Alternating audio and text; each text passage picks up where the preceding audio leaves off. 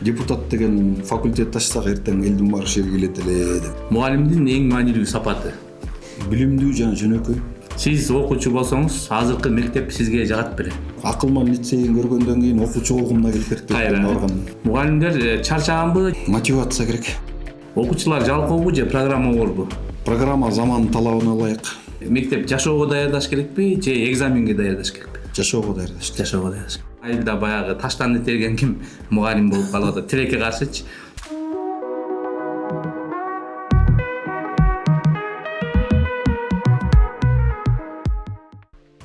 Төртүнчү каналда Кечинде подкасты, студияда Бакай Абдумалик.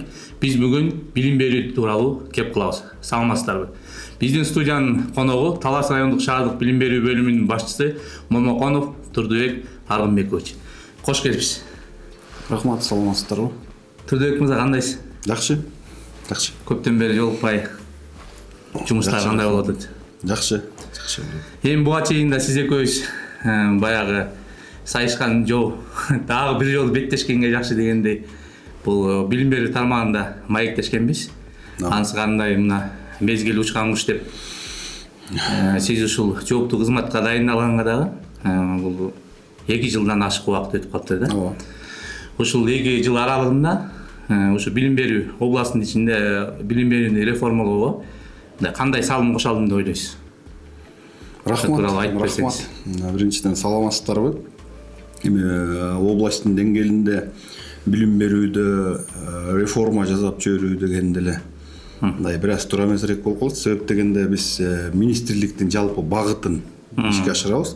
Министрлик көрсөткөн багытты алдын ала айттырбай, дедирбей эле өзүбүздүн деңгээлде иштерди жүргүзүп келебиз да.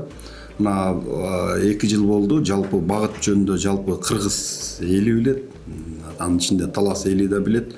Биз биринчи эң чоң жаңылык бул 12 жылдык билим берүү системасына өткөрүүдө даярдыктар жүргүздүк. Эми бул жөнүндө биз айтсак, биз Талас райондук шаардык билим берүү бөлүмү мындай министрликтин багытын алдын ала түшүнүп, мындай даярдоо иштерин эртерээк баштаганбыз. Мен дайыма айтып жүрөм, Аус конференциясында жалпы мугалимдердин жыйынында ошол билим берүү системасы 12 жылдык билим берүү системасын өтүүнүн алдында балдардын билиминин натыйжасын баалоонун системасынын багыттарын аныктап бергенбиз да. Анткени ачык эле айтыш керек, биз жалпы багытка түздөшүбүз керек мектептердечи. Ар бир мектеп өзүнүн директорунун деңгээлинде гана жумуштар жүрө бербеш керек. Биз райондук шаардык билим берүү бөлүмү катары алардын багытын аныктап беришибиз керек. Конечно, министрликтин багытынан чыкпаган. Биз ошондо эле бул 2024 жыл болсо керек, биз жалпы багытты аныктоодо, балдардын билиминин натыйжасын баалоодо мурункудай жаттап келүү көндүмдөрүн эмес, баланын окуп жана түшүнүү көндүмдөрүн сабаттуулукту кос, окуп жана түшүнүү функционалдык сабаттуулугуна жана алардын логикасына басым жасоо, ошол аркылуу баланын билиминин натыйжасын баалоонун багыттарын бергенбиз да. Бул баягы система өзгөрүүдө, өзүңүз билесиз, дүйнөдө ар бир нерсенин өзүнүн стандарты болот да. Мисалы курулуштун стандарты болот, жана башкалардын стандарты болот. Дал ошондой эле биздин максат билим берүүнү дагы жалпы дүйнөлүк стандартка шайкеш келтирүү. Эң жакшы. Негизи азыр өзүңүз айткандай реформанын багыты министрликтен ошол жакка бурулуп баратат. Дүйнөлүк стандарттарга шайкеш келели деген аракеттер болуп атат. Ошол эле жанагы сиз айтып кеткен 12 жылдык окутуу системасына ошонун негизинде кирип атат да. Чындыгында эле айткан сөзүңүздө чындык бар да, баягы кээ бир учурларда ошо 12 жыл окуп деле, жаттап деле эрежелерди, бирок эң артында эч кандай баягы жыйынтыгында эч нерсе жок да. Мисалы ошол эле чет тилдерин ала турган болсок, my name is менен бүтүп атат да. 11-класс бүтөт, ошо менен эмнени билесиң десең, my name is билем дейт да. Анан мисалы 2 жыл мурун менин билишимче Талас областтык тилекке каршы баягы олимпиаданын жыйынтыгы боюнча республикалык 9-орунда болчу. Жаңылбасам туура. Ошондон бери мындай жагдай өзгөрдү, кандай болду? Жагдай өзгөрдү. Биз азыр биринчи сурооңузга мындай кошумчалап кетсем да, билим берүүдө мен дайыма айтып келем да, Мектеп бул балдарды санаганды, жазганды, окуганды эле үйрөтүүчү жай эмес да. Мектептин негизги максаты, мына азыр биздин министр деле айтып жүрөт, мен муну мурдатан эле айтып келем. Биз класстагы бардык балдарды бирдей химик кыла албайбыз да. Бардыгын бирдей физик кыла албайбыз. Бардыгын бирдей математик кыла албайбыз. Бирок биздин негизги максат бала мектепте окуп, коомдук турмушка мындай тоскоолдуксуз аралашып кете турган инсанды тарбиялоо негизги максат ошол. Баланы коомдук турмуш көрүп атпайсыздарбы? Күндөн күнгө өнүгүп атат. Цифровизация, электроника, IT технология, жаңы технологиялык каражаттар. Ошол нерселерден бала жат болбош керек. Ошол нерселерден мектепте маалымат болуш керек. Мектепте ошол нерселерди көндүмдөрү калыптанып, коомдук турмушка мындай аралашып кете турган инсанды тарбиялаш керек. Тарбиялап өстүрүш керек. Демек мен мурунтан эле айтып келем, окуу программасынын өзүнүн окуу программасын аткаруунун негизги максаты деле өзөгү деле ошодо турат да. Окуу программасын ишке ашыруунун негизги максаты бала мектептен алган билимин пайдаланыш керек. Бирок турмушунда пайдаланыш керек. Сиз айткандай, мынакей мектепте англис тилин 9 жыл окутабыз да. А орус тилин 11 жыл. 11 жыл. Бала орус тилинен эрежелерди жакшы билет. Жатка билет, сүйлөмдөрдү талдайт. Орус тилдеги эрежелерди баягы общая часть родственных слов называется корнем дегендерди жакшы билет. Бирок сүйлөшө келсең сүйлөй албай жатпайбы? Анын эрежесин айтып берет. Бирок баарлашуу жок да. Баарлашуу жок. Практика жок. Мына ушул кемчиликтер өзүнөн өзү көрсөтүп атат. Ушул кемчиликтер, жаттамалар бул баланын билимин аныктабайт. Ошондуктан жанагы системанын кирип атканы да ошол. 12 жылдык билим берүү системасынын кирип атканы. Эми ушул жерден бир суроо жаралып атат да. Сиз аябай туура багытты берип атасыз, чындыгында элечи. Мисалы мен деле учурунда ушу физика, математиканы жакшы өздөштүрө албай калгам да. Балким мага бир ошол кездеги мугалимдеримдин себеби болгонбу, же өзүм бир сабактарды калтырып калганмынбы, шыгылып мындай мага баягы өздөштүрүп кеткенге мүмкүнчүлүктөр түзүлгөн жок, өзүм да кызыккан жокмун да. Бирок мени кыйнашып эле 11 класс бүткөндө айылдан экзамен алып атты деп, ал убакта Дастан деген университет бар эле го. Физбирборго тапшыртып койду. Аны отурам да, барып отурам, жалаң математика экен, жалаң физика экен. Эң аркасында отурам, мен мектепте лидер болуп окуган адам. Эми эң слабый жериме барып окудум да мен. Анан кийин 3 айдан кийин жыйынтык чыгардым да мен. Кой, бул болбойт экен, бул меники эмес экен деп кетип калып, кийинки жылы улуттук университетке тапшырып өтүп журналистика факультетинде өттүм да. Баягы сиз айтып аткан нерсе ошол да. Андыктан жанагы баланын жөндөмүнө жараша мектептин ичинен эле ошо жөндөмүнө жараша бөлүп окутуу берүү эң сонун болмокко деген ойдомун да. Бул келечекте боло турган нерсе да. 12 жылдык билим берүү системасынын өтүүнүн этаптары, биз орусча айтканда поэтапно өтүп атат да. Мындайча айтканда 12 жылдык билим берүү системасында биринчи жылы анализдөө мезгили болду. Мектептерде анализденди, шар эле өтүп кеткен жокпуз да. Анткени кандай кыйынчылыктар күтөт биз бул ушуга өткөндө. Инфраструктуралык жактан кандай кыйынчылыктар болушу мүмкүн.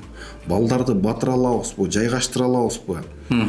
Тилекке каршы биздин министр жакшы иштерди мындай аткарып атты, бирок тилекке каршы элде мындай маанайтуулуу да, бир эле 12 деген цифрага эле булар басым жазып атты да. Анын маанисине, мазмунуна, өзгөрүүсүнө эч ким мындай түшүнсө дагы түшүнгүсү келбегендер да болду, ачык эле айтканда. Ошого эле басым жасап туруп алды. 12 деген сан эле. 12 жыл кантип окуйт, 10 жыл араң окушчу эле, 12 жылды кантип окутат деген. Калган мазмунуна эч ким анализ жасалган жок. Мына биринчи этапта инфраструктуралык анализди жасадык. Анан этапна биринчи этабын буюрса ийгиликтүү өткөзүп алдык. Ошол 12 жылдык системасын өтүүнүн алтын казык деген атайын программасы бар. Ошол программанын алкагында гана бул иштер жүргүзүлөт. Азыркы сиз айтып аткан нерсенин баардыгы ошол программанын алкагында бар. Мынакей азыр мектептерде сабак берүүнүн методикасын кыйла өзгөрдү, ачык айткандачы. Бала баягы бир нерсеге, бир процесске аралашат. Мына кече күнү эле биз чоң ачык эшик күндөрүн өткөрдүк Талас районунда. Ал жерде бир жыл аткарган иштерин ата энелерге чакырып көрсөтүп берди. башкача айтканда гүл кантип өскөндөн баштап балдар наблюдение жазат. Мисалы мен айтып атам, кимдир бирөөгө биздин түштүк аймагында жашагандар үчүн бир пахтанын өнүп өсүп чыгышы кызыктуу нерсе. Бала эмес, чоң кишиге дагы. Чоң биздин таластык тургундардан чоң кишилер дагы бир пахтанын өнүп чыгып, гүлдөп, анан пахта алган түшүнбергенине чейинкисин көрө элек. Көрө электер көп. Ал балага кызыктуу. А биздин түштүк аймактагы туугандарыбызга фасолдун өсүп чыгышы кызыктуу. Процесс кандай болот өзү фасоль деген депчи. Эми ушул жерде мындай болуп атат да, мына районда Борош Жаназаков мектебинде болду. Мына ошол процессти өсүп өнүп чыккандан баштап балдар аралашты. Наблюдение жазышты. Кантип өнөт, кантип өнүп чыкты, кантип көтөрүлдү, кантип гүлдөдү. Ал эмес, мектепте балдардын күчү менен атайын жумурткадан жөжөлөрдү чыгат. Инкубатор жасашып, анын баарын колго жасашты. Инкубаторун колго жасашты. Өздөрү балдар үйүнөн жумуртка алып келди, койду. Анан жөжөнүн басып чыгуу процессин көрүштү. Өз көздөрү менен жасап, жөжөлөр чыкты. Мына азыркы күндө жөжөлөр чыгып атат. Аны наблюдение кылып турушту. Эми мен бул жерден эмнени айткым келип атат? Бул жерден бир эле нерседен бала көп нерсеге үйрөнүп атат. Мисалы, ооз экели аны биологиядан айтып коюшу мүмкүн, бирок бала аны кабыл албайт да. Аны жазап көрүштү. Демек, мен барып сурадым, жөжө чыгара турган аппарат 20-23 миң. Аны балдар жасап чыкты. Бул эмне? Бул инженерия. Баланын инженердик билими калыптанып атат. Биринчиден. Экинчиден, мен ошол жерден да айттым, жөжөнү чыгаруу процессинде балдар дагы көп нерселер калыптанды ал жерде. Мисалы, эң жөнөкөй нерсе сабырдуулук. Чыдамкайлык. Канча 42 күн күттү баланы. Сабырдуулук, чыдамкайлык. Эң этегинде жөжө чыкканда өзүнө болгон ишеним кайтарылды балага. Самоуверенность деп коет. Пайда болду. Пайда болду. Бул турмуштук көндүмдөр. Турмуштук сабак, мындайча айтканда. Балада идея пайда болду. Муну өнүктүрсө болот экен пайда болду. Көчөттөрдү өстүрүүдө жашыл көндүмдөр деп коебуз. Табигатка болгон аяр мамиле пайда болду. Көчөттөрдү өстүрүү, ал процесске наблюдение жүргүзүү, даяр жашыл көндүмдөр. Бала табигатка аяр мамиле жасоо. Мына биз айтып атпайлыбы? Бул нерселерди мектепте эле эмес, биз бала бакчанын деңгээлине да түшүнүп атабыз. STEM деген түшүнүктү ошол жакка киргизип атабыз. Мына элестетип көрүңүз, бала бакчаларда биз бир нерсе менен элек болот экенбиз. Багуу менен. Мына буга чейинки элестетип балдарды багуу. Балдарды камап эле багыш керек, беш мал тамак бериш керек. Балдардан багабыз, тамак беребиз, горшогун тазалайбыз, кечинде аман-эсен үйүнө алып кетет. Ошого ата-эненин да настрою ошондой, баласын чыштагандайын, баласын алып кетип барат, бир эле суроо берет, байкасаңыз. Тамак ичти. Эмне жедиң? Туурабы? Ушкан жокпу? Эмне жедиң? Башкача айтканда мааниси мындай. Эмнени үйрөндүң дегендер чанда болот го. Жок андай. Анан мааниси бул болуп атыр да. Биз багуу менен элек болот. Ата-эне да ошого макул турбайбы? Кечке аман-эсен курсагын ачпаса, бети тытылбаса, кулатпаса, уратпаса, ата-эне ошого ыраазы турбайт. Жок, биз экинчи нерсеге өтүп атабыз. Мен ата-энелерге туура түшүнгүлө деп да айтып атам. Эмгекке үйрөтүү бала бакчадан да башталыш керек. Мына өнүккөн Кытайда, Японияда бала бакчада же мектепте техничка деген түшүнүк жок. Өздөрү тазалайт. Балдар өздөрү тазалайт. Баардыгы өздөрү жасайт. Демек, бала тарбиядагы. Ошол бала мектепке өтсө, мектептен тарбиялоо процесси дагы ошондой жүрсө, табигатка аяр мамиле жасоо, мусорду терүү, урнага салуу деген бул бала мындай жасалма болбош керек.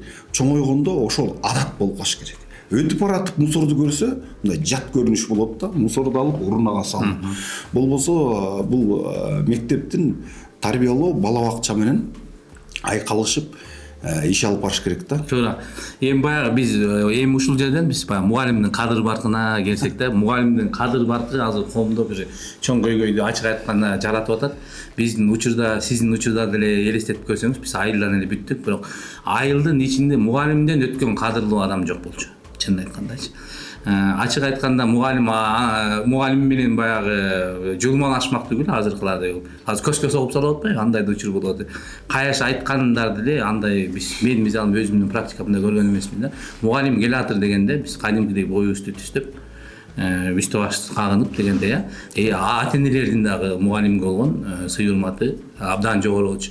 Бүгүнкү күнү тилекке каршы өтө төмөн болуп атат да. Өзүңүздөр деле көрүп атасыздар. Мугалим ким десе азыр баягы bir biznes kılgan эле bir koy satıp үйүндө bir мисалы бизнес кылып кичине турмуш жагдайы жакшы болуп кеткен адам мугалимге чоңураак сүйлөйт да. Анткени айрым учурларда айылда баягы таштанды терген ким мугалим болуп калат да. Тилекке каршычы үйүнүн эшигин алдын тазалап жүрсө аны да мугалим деп айтпай, маалимдер келет атабы, маалимдер деп мындай басынтып сүйлөйт да. Анан эми ушул мугалимдин кадырбак ушунчалык түшүп калды да. Эми ушуну кантип көтөрөбүз кайра? Көтөрүш үчүн кандай бир иш аракеттерди кылышыбыз керек? Тура бу жерде эки нерсе бар да. Мугалимдин кадыры боюнча мугалимге болгон орой мамиле, жат көрүнүштөр интернет желесинде тарап эле атпайбы? Эми бу жерде мындай да, бул тарбиядан. Бул тарбия. Мына биз дайым эле айтып келебиз. Биз мектеп тарбияны таптакыр өзүбүздөн алып салбайбыз. Мугалимдер тарбиялабайт деп алып салбайбыз. Эриш аркага алып барат. Бирок көбүнчө тарбия үйдөн башталат да.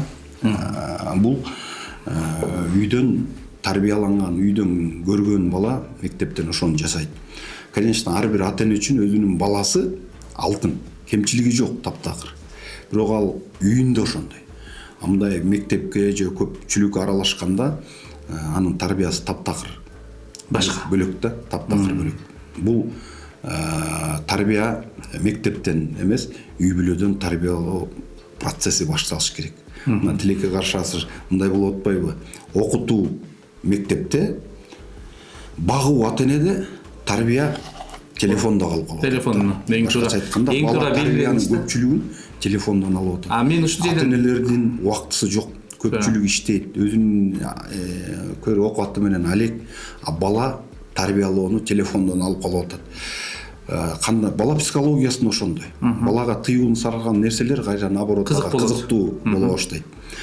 Көбүнчө Союз учурунда деле мындай иштер, жат көрүнүштөр болчу, бирок аны коомчулук алып чыкпачы. Балага да тарап ушул мындай терс иштер. Бирок болсо да азыраак болсо керек, азыркыдай. Анан эми тарбия болбогондон кийин баягы өтө кыйыныраак болуп калат да. Баланы кийин эрежеге жеткенде тарбиялаш. Кулук мүнөз менен кошо тарбия бул калыптануучу нерсе да мындай. Эң жакшы, бирок мен бир башкачараак ойду айткым келип атат да. Эмне үчүн бүгүнкү күнү биздин окуучулар тарбия албай калды деп мен өзүмдүн жеке көз карашым.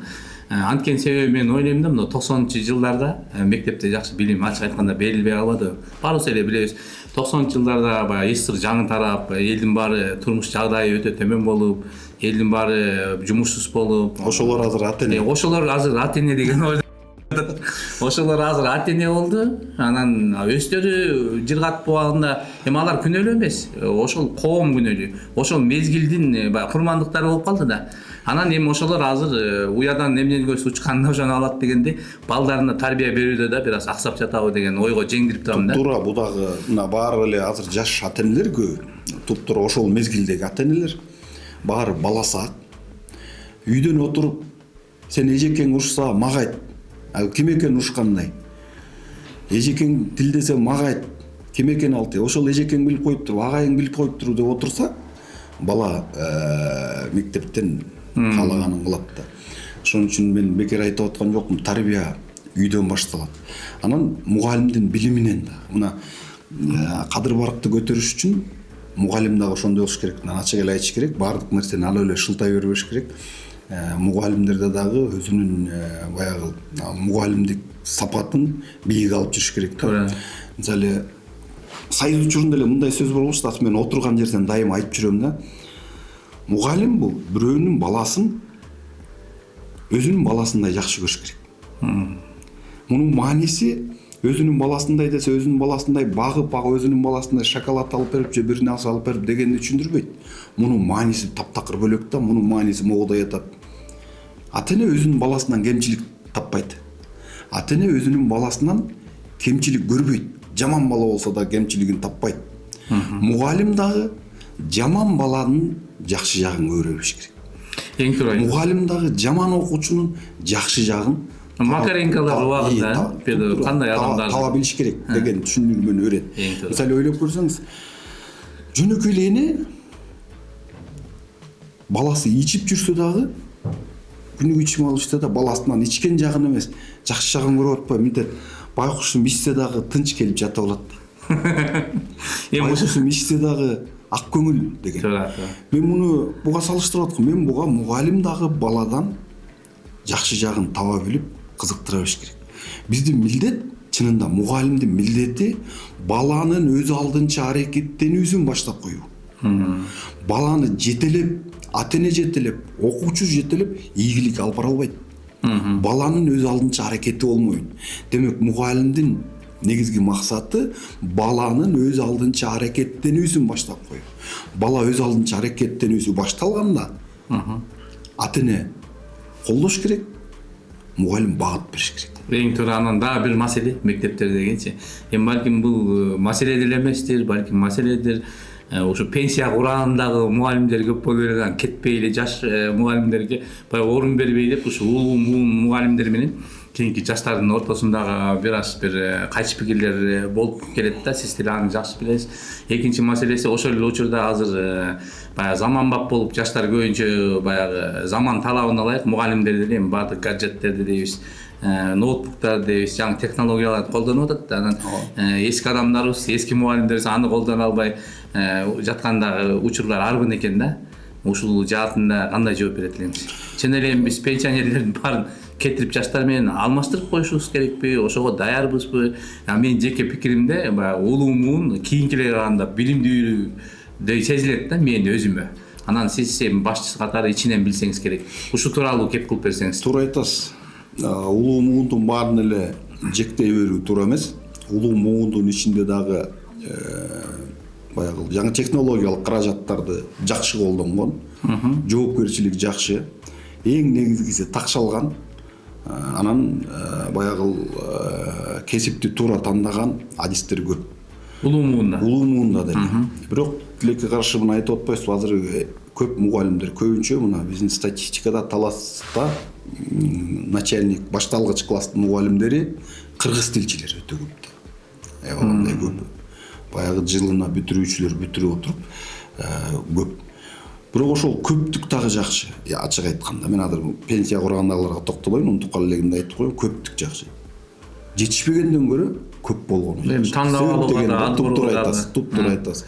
Себеп дегенде атаандаштык тандап алуу мүмкүнчүлүгү жаралат. Атаандаштык. Демек, анын мугалимдик компетенциясына жараша кабыл алууда тандап алганга шарт жана мүмкүнчүлүк бар дегенди түшүндүрөт. Экинчиси, мугалимдерде мыйзам боюнча мындай возрастной категория каралган эмес. 60-55ке чыккандан кийин пенсияга кетет. Андай мыйзам жок. 60ка чыккандан кийин кетет деген мыйзам көрсөтүлгөн эмес.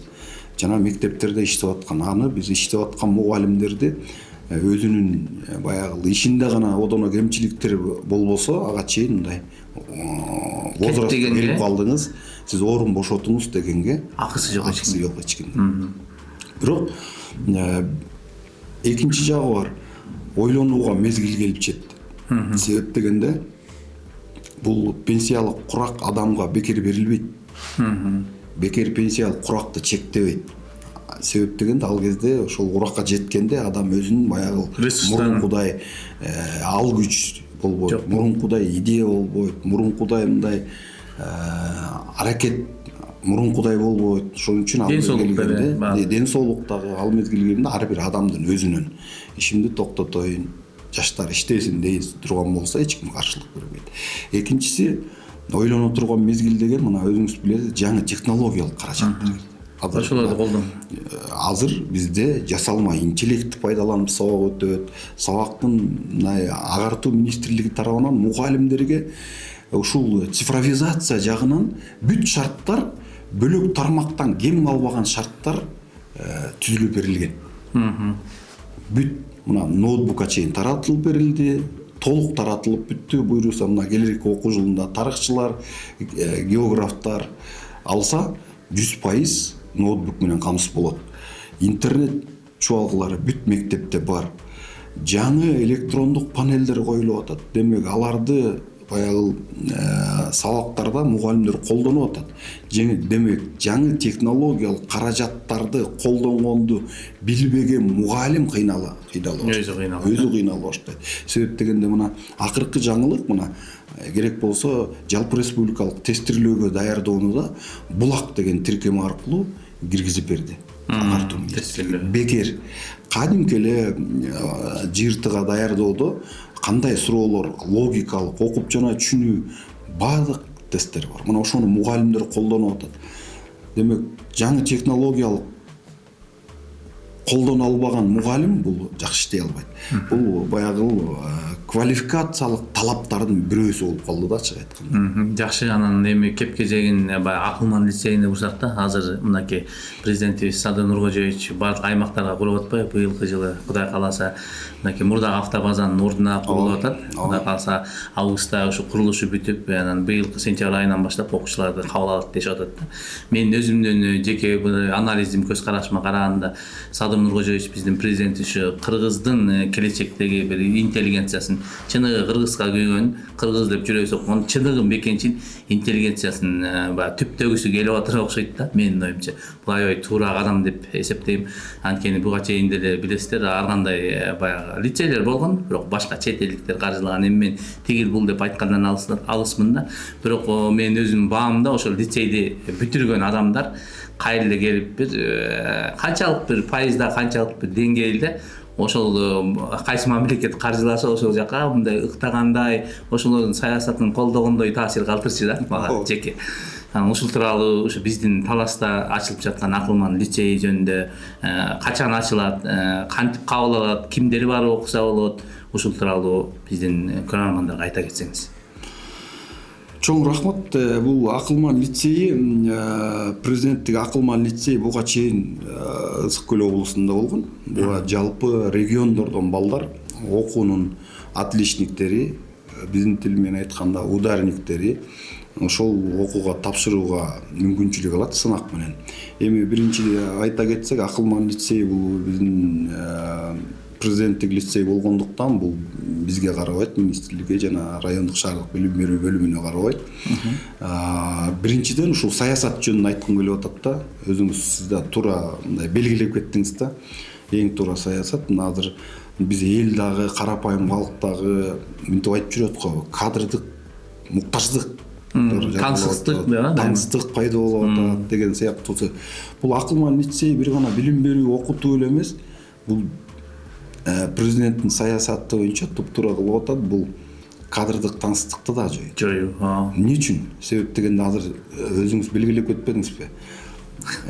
Тиги Россия менен Франция футбол ойноп атса, сөз жок, союз маалында чоңойгон кишилер биринчи Россияга болеть этет. Канында ошондой тарбия болуп калган, сиңип калган, Россияга болеть этет. Эч ким болбосо деле. Сиз айтып аткандай, жанагындай чет тилдер бөлөк лицейлерди бүткөндөр ошол тилде мамлекеттин каада салт, үрп адатын сугарылат. Чыныгы кадрларды даярдоо ушул Акылман лицейинде башталат. Бул менин түшүнүгүм да. Мен деле ошол пикирдемин. Менин түшүнүгүм. Себеп дегенде президентибиз айтып өтпөдү. Акылман лицейин бүтүрүүчүсү университетти бүткөндөн кийин автоматически мамлекеттик кызматта резервге алынат. Жана сөз жок, жумуш менен камсыз болот. Демек, кадрларды кичинекейинен тарбиялап, таптап эмнеге муктаж болсо, мисалы Акылман лицейинде бүт шарттар бар. Бүт шарттар. Ал жерде кыргызча, англисче өтүлөт сабактар. Чет жакта мугалимдер менен камсыз болот. Бардык билимге керектүү оборудованиялар менен камсыз болот. Демек, дүйнөлүк атаандаштыкка туруштук бере ала турган билимдүү балдар тарбияланып, ошол жерден тапталып, бир эле билим аркылуу эмес, мындай өзүнүн мындай адамдык сапат да калыптанат да. Мына бир учурда мисалы азыр коррупция күрөш болуп атат, айрым мамлекеттик кызматкерлерибиз кимдир бирөөдөн коркконун эле жасап атканы мүмкүн да, туурабы? Ал жерде тарбияланган балдар, бул менин оюм. Принципиально жат көрүнүш болуп калышы мүмкүн да. Ушул кантип болсун? Канында бар. Ушундай кантип болсун? Бул деген болбойт да. Бул эмне деген? Мамиле деген. Анан Акылман лицей Кудай буйруса эң жакшы нерсе Таласка да ачылат. Акылман лицей мына өзүңүздөр көрүп аткандай курулушу өтө тез тездик менен жүрүп атат. Мунун 920 орундук лицей, Акылман лицейи болуп ачылат. 920 орундук. Буйруса бул курулуш июль айында, августтун 20-сына чейин. Демек жаңы окуу жылына даяр болуп кетти. Жаңы даяр болуп бүтөт. Эми бул боюнча биз маалыматты деле биз жөн эле таратуучубуз. Түшүндүм. Акылман лицейин баягы кабыл алууда ата-энелерге гана маалыматтарды гана таратабыз. Буга уже кабыл алуулар башталды. 6-7 класска кабыл алат. сынак.акылман.edu.kg деген сайт аркылуу бүт маалыматты алса болот. 6-7 класстар окуусу жакшы жана эң жакшы менен бүткөн окуучулар бул жерге тапшыра алат. 6 класстар набор 14 апрелде башталган. Башталат дейм. Мартта башталган. Март айында эле башталган. Биринчи, экинчи тур бул онлайн сынак тапшырышат. Биринчи, экинчи турда өткөндөр анан офлайн сынакка катышат. Бул эми Таластагы Акылман лицейине таластыктар эле кабыл алынат деген сөздү түшүндүрбөйт. Бул Кыргызстан боюнча набор жүрө берет. Чоң рахмат маалыматыңызга. Анан мына жакынкы учурда баягы электрондук каттоолор бала бакчага, мектепкечи ушул жакта да бир көйгөйлөр аябай арбын да. Анткени өзүңүзгө белгилүү болгондой адамдардын баары эле сапаттуу эмес, адамдардын баары эле кире калып эле электрондук каттай койбойт да. Катталып коюп эле анан ошол менен баягы кезеги келбей жүрүп баласы тиги бала бакчанын курагынан өтүп кеткен дагы учурлар кездешет. Өзүнүн учурунда баягы мүмкүнчүлүк берилип, квота берилип атса да, өз учурунда каттабай калып мектептен көйгөйлөр жаралып атат да. Ушуну деген эле кандай иретке келтиресиз ушул жагын? Бул кеп электрондук кезекте эмес да. Кеп ошол эгер бала бакчада көбүнчө маселе да бул бала бакчанын жетишсиздигинде. Биринчи айтсак, мектептерге электрондук кезек менен кабыл алуу 2 жыл болуп калды, 2-3 жыл болуп калды.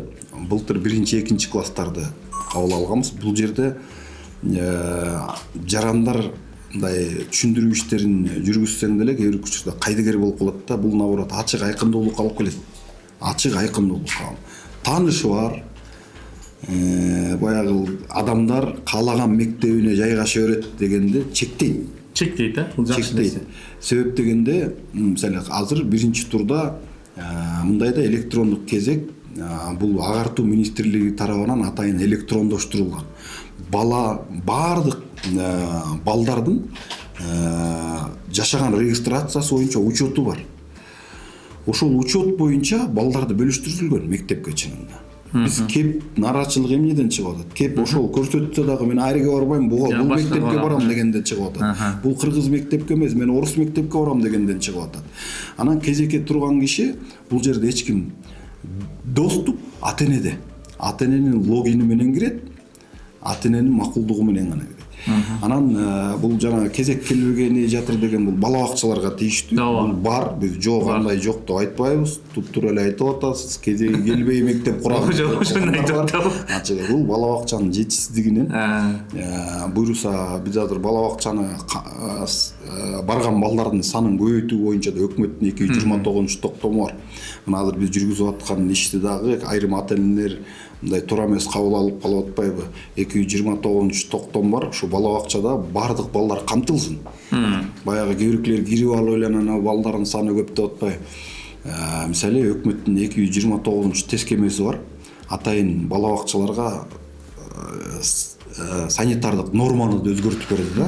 Бул деген спальный помещенияларды эффективдүү пайдалангыла деп атат. Мурун мындай талап бар болчу. Балдардын уктоочу бөлмөсү өзүнчө болуш керек. ойноочу бөлмөсү өзүнчө болуш керек деген талаптар бар болчу. Мына бала бакчанын таңсыздыгынан биз ошол норманы өзгөртүп бердик. Башкача айтканда азыр биз бүктөмө кроваттарды алып спальнийларга коюп, ошол жерге эле балдар уктайт, ошол жерге эле балдар чай ичет. Уктаганда жыйнап коет, уктап бүткөндөн кийин жыйнап коет, калган учурда ойной берет ошол жерге. Санитарлык норма өзгөрдү. Муну мен эң туура деп эсептейм. Себеп дегенде мына ойлоп көрсөңүз, бала бакчада бала көп болсо 2,5 саат уктайт. Туурабы? 2,5 саат уктайт. Калган учурда ал деген көндүмдөргө үйрөнүш керек, ойнош керек. 3 саат уктайт. Ошол 3 саат үчүн бир кирейген комнатаны кроваттарды коюп коюп ээлеп отурабыз. Анан орун жок дейбиз. Анан орун жок дейбиз. Анан биз азыр ошондой саясатты жүргүзүп атканыбыз, агартуу министрлигинин саясаты ошол.